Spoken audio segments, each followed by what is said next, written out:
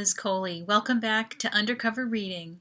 We're in the middle of reading The Captain's Kid, a novel by me, Liz Coley.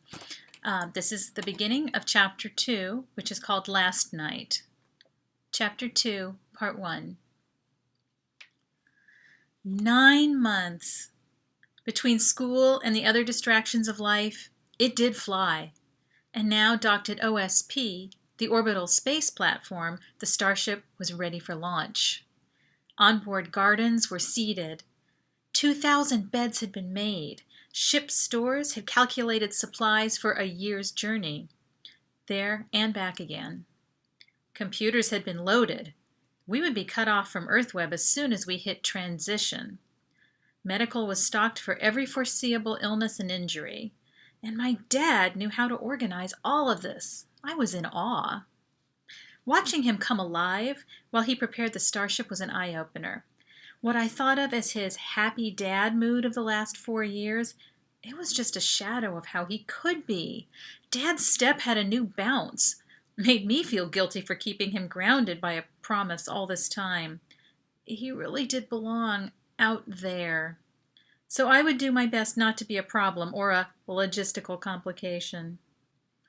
With a week and a half still to go before launch and no warning to me, I caught him packing.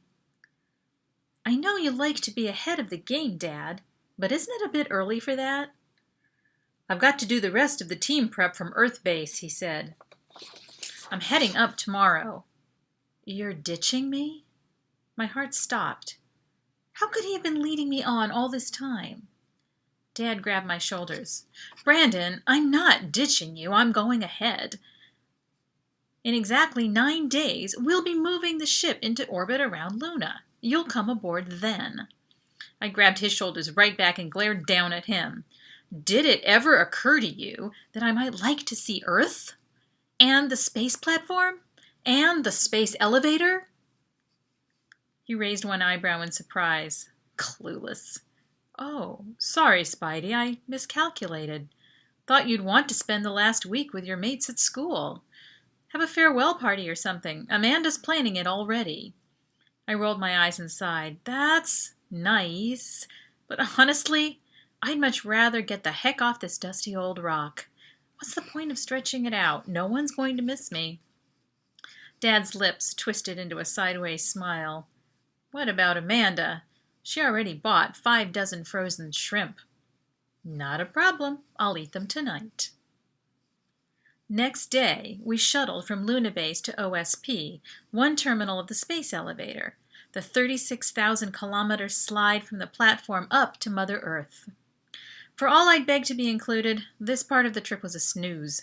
Belted into my seat on the elevator train, the 6-hour transit passed in a blur for me. Only the black of space overhead. Until at the very end, we broke through Earth's atmosphere. Just as it was about to get interesting, the view roofs of the train capsules opaqued, so we wouldn't get motion sick and upchuck all over the other passengers, while we free fell toward the land and sea.